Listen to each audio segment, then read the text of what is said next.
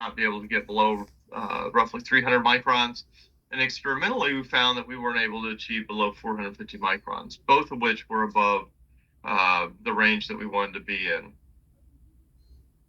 So as we developed this process, what we did is we developed it not as a fully continuous process, but as a continuous process where we isolated the final product continuously, and then we took that final product and we did a batch milling operation on the tail end. So it's very inefficient from an equipment utilization perspective, very inefficient from a cycle time perspective.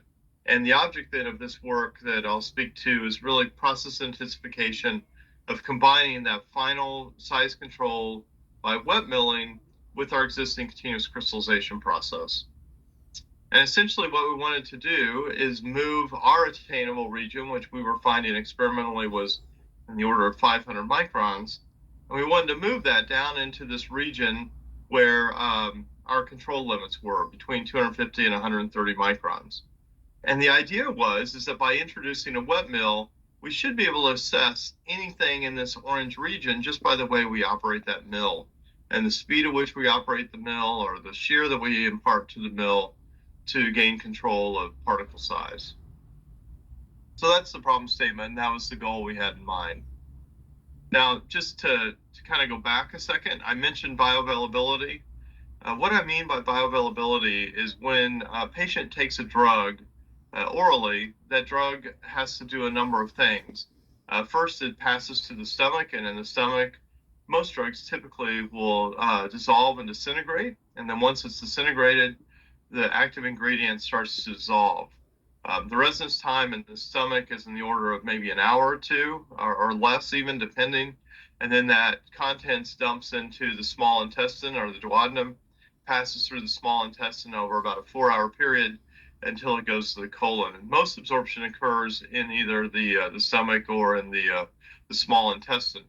And so in that transient period in that small intestine, we have to ensure that not only does all the drug dissolve, but it also has to be absorbed. And so if our particle size is too large, that surface area is not fine enough, not small enough to allow the drug to dissolve during the course of the transit time, the small intestine. That's why we needed to control to less than 250 microns in particle size. So back to the process. As I mentioned, we had a continuous process that was developed. Here you can see the flow diagram for it. 3-stage MS-NPR. Upstream of it, we're doing a lot of process chemistry, a lot of unit operations. You can think of as essentially we were getting product in solution. That product in solution was filtered, just to remove any extraneous material. And then that solution was then concentrated in an evaporator in a continuous manner. And then we added back solvent to get to the right solvent composition and concentration of API, again, fully continuous manner. And then that hot stream is fed to the first stage of our MS-NPR. That first stage has residence time anywhere from a couple of hours to 5 hours and is held at 40 degrees. So we drop from an inlet temperature of 60 degrees down to 40, and we also add anti-solvent in this first stage. We then move to the second stage where we add additional anti-solvent. We cool it another 10 degrees and hold that for another 2.5 hour residence time, and then move that to a third stage that's held at 10 degrees C. This time no anti-solvent is added here, and we hold it for another 2.5 hours. The product of that is then filtered off in a dual filter skid. So we have one filter that is always filtering, and another after it's filtered, the filter cake is washed immediately. And these are in kind of duty standby mode. So one filters while the other is washing, and then we reverse it as we're putting material from one filter to the next. In this particular case, this particular project, we had an impurity that was extremely insoluble. And we were utilizing continuous crystallization to reject that impurity. That impurity thermodynamically wanted to come out of solution. And we did see when we ran this process in a batch way that we would see crystallization of this undesired impurity. But because we're running continuously, and because the rate of that product removal was greater than the rate of formation of the impurity through a nucleation event, we're able to control it and maintain it in the mother liquor. But that meant as soon as we filtered it, we needed to filter the slurry immediately and then wash the mother liquor off the cake, or otherwise we'd remain saturated with that impurity and we'd see crystallization of the impurity in the filter cake. So we relied on this continuous crystallization to provide impurity control. And it's important that we maintain that as we developed the process with the mill. So our desire was to place a wet mill into this cascade and get away from this batch milling operation that occurred after the fact, where we're taking product off the filter after we'd washed it. And again, we had to wash it to remove this impurity, slurry it up off the filter, and now virgin mother liquor, or in this case is anti-solvent, place that into a batch tank where we then would recycle mill it down to our particle size of 130 to 250 microns. And what we wanted to do was avoid this, get rid of these extra unit operations of filtration, washing, and slurry off, and just have one filtration and washing step, and by moving the mill into the cascade. So the initial question was, where do we place the mill in this cascade? Do we place it at the beginning? Do we place it at the end? We figured we probably didn't need to place it in the middle. It was going to be one or the other. And we also wanted to make sure that we maintained or improved our impurity rejection. We maintained or improved the yield we see of the overall process. And this particular project, the crystal wanted to foul. It wanted to form crystalline deposits within the equipment and then within the transfer lines. And it was a real operational problem that we had to deal with. So we wanted to ensure that we didn't negatively impact fouling either, to where we had to clean the equipment more frequently than what we already were. A number of reasons why we wanted to put the mill into the process. Again, like I said, it eliminated this batch to continuous interface, provides a much smaller footprint, reduces cycle time, and it also, we hypothesized, would improve the particle size distribution, because when you do an extended batch milling process, you tend to generate a lot of fines. And we felt like if we did it in situ, that any fines we generate during milling would be annealed and grow during the subsequent stages of continuous crystallization. The way that we approach this problem is is the same workflow we use to approach all of our continuous crystallization processes. And that is, we do small-scale lab experiments, batch experiments to separate our nucleation and growth kinetics from the rest of the process. By doing these in small-scale batch experiments, it really minimizes the amount of material that we use. It minimizes the time that it takes to get this.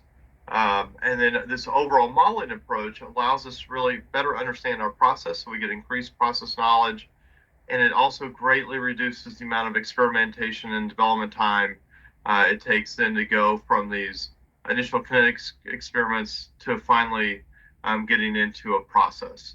So we'll get the kinetics, we'll use those kinetics with an in silico population balance model. From that, we're able to extract out kinetic parameters and develop appropriate crystallization models that we can then use in simulation mode or optimization mode to ask, what is the optimal way to run our crystallization to achieve our targets subject to a number of constraints? So here it'd be the smallest particle size possible, subject to constraints on levels of supersaturation in each vessel. We knew if our supersaturation was too high, we'd see increased fouling. And then refine those, then go in and run the experiment, and then verify what we see with the experiment versus what's predicted, and if we need to update that kinetic model. It's a model that we've used for many projects over many years, and we find this works well. What you don't see anywhere in this model is the implementation of a mill, and so that was new to this project. I'm sure you're all familiar with crystallization modeling, or probably quite familiar, but just to refresh you, for a one-dimensional population balance model, you have a couple of balance equations. You got one that's an overall mass balance or solute mass balance. It's shown by this expression, where it's taken into account the formation or deposition of material into the crystalline phase, and then the overall population balance model that accounts for any particles that are coming into a stage, leaving a stage, the growth of the crystals of a given size range, and then any nucleation or agglomeration or attrition that could occur, birth or death of particles. This equation is subject to some closures. So we do need a closure for growth rate. It's shown here. It's a very traditional growth rate model that's driven by the level of supersaturation. Here's C sub S is concentration of the solute in solution. C sub star is the overall solubility limit. These are typically a power law model, so G should be anywhere theoretically from 1 to 2. And then nucleation models, so these are secondary nucleation models that depend upon the power input that we have or the mixing intensity we have in the system, the fraction of slurry in the system. These get to the number of collisions that particles can have with each other, with the idea the more collisions you have, the higher energy you have, the more secondary nucleation one would expect to see. And then again, a power law with this driver on supersaturation. The experiments we do that I mentioned, these small scale experiments, are pretty simple. We know our solubility curve. And so from that, we can then take a slurry, heat it up in temperature until everything dissolves, and then cool it down to where it's now supersaturated. And then we would seed that solution, supersaturated solution, with a known amount of crystalline seed of a known particle size distribution, and then we would monitor the evolution of the supersaturation with time, as well as we monitor the particle size trajectory with time by FBRM. And then from these two curves, we can now start to pull out nucleation kinetics. And we also will sample for offline particle size that we measure by laser diffraction. And then we repeat the cycle by heating it back up, dissolving it, and then seeding it again, and continue this over a number of different levels of supersaturation, a number of levels of temperature, and now we're able to parameterize our population balance models using those equations for growth and nucleation, and come up with, from all this totality of the data, what our growth and nucleation kinetics would be for our given model. But we're still lacking on the milling part. So here we needed to add in milling into that population balance model. So again, we did some small scale experiments where we measured milling rates or attrition rates and put those in to a population balance model, so we could then be able to predict, based upon our milling conditions, what that impact would be to our particle size distribution. The way that we did this, again, was fairly simple. We took a small vessel, we immersed a wet mill or a high shear rotor stator device into that vessel, and then we added a slurry to that vessel. The slurry was within a saturated solvent system, so there was no growth or dissolution. And then we would turn the mill on at time 0 and monitor the progression of particle size with time. We'd also monitor any changes in temperature with time, because we do know the temperature can affect the solubility, and so we could be dissolving crystals if we saw too much of a temperature rise. Here you can get an example, see an example of what this looks like experimentally. We started time 0 with an unmilled slurry, and at time 0 we turned the mill on at almost 15 meters per second milling speed or tip speed, and we monitor the rate of the decay in particle size with time.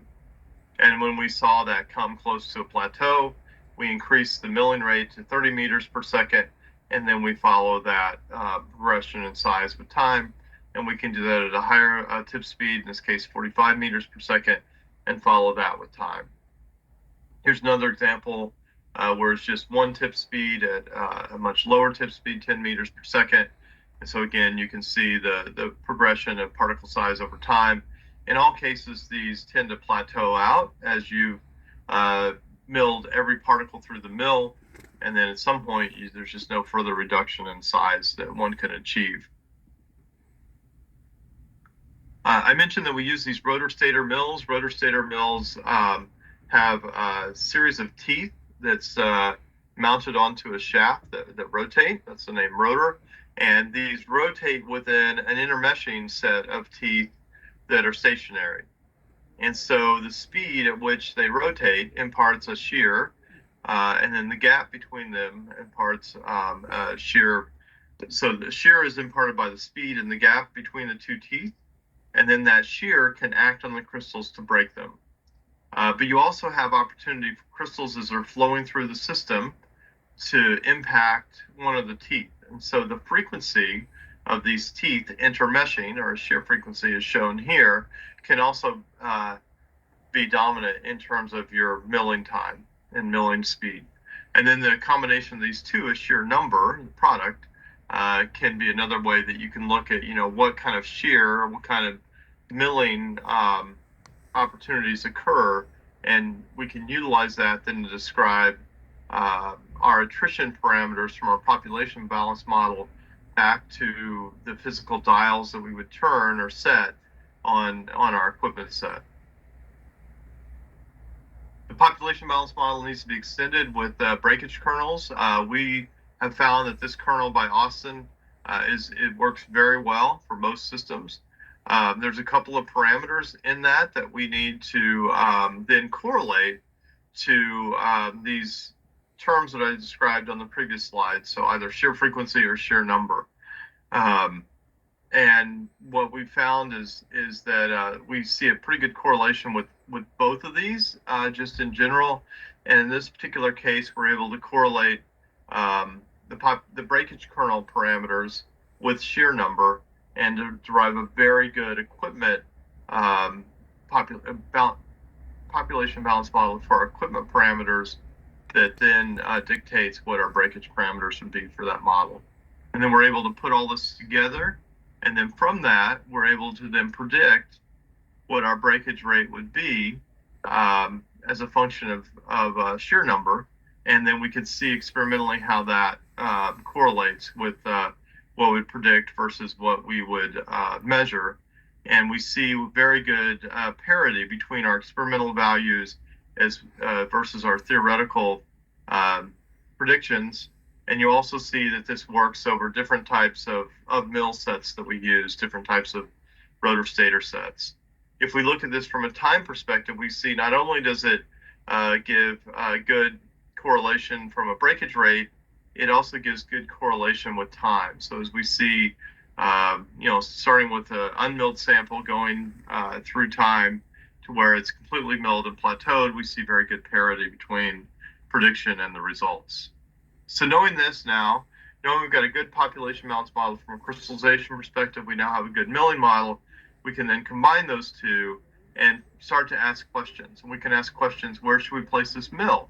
And what's the expected particle size we should be able to expect with the mill in place? And what conditions do we need to operate that mill at to achieve a particle size between 130 and 250 microns? So with the sort of modeling work described and done, I want to then turn to the actual crystallization cascade and what this looks like. Schematically, we'll start there. It's 3 vessels in series, followed by a filter, as I mentioned in the introduction. There's a feed system that feeds those crystallizers, and that feed is hot. And this is where, a nice theoretical diagram and reality start to conflict with one another. Because on paper, we just say we're going to keep this at 70 degrees C. But experimentally, that becomes a bit challenging, because if we don't, we can keep our feed at 70 degrees C, but if we don't keep everything after the feed, so the feed that goes through the pump and the lines that then go from the pump that go into the crystallizer, if we don't keep all of that hot, then the solution will crystallize. It will cool, and we'll get crystalline material to form in the lines, and it'll plug the lines, and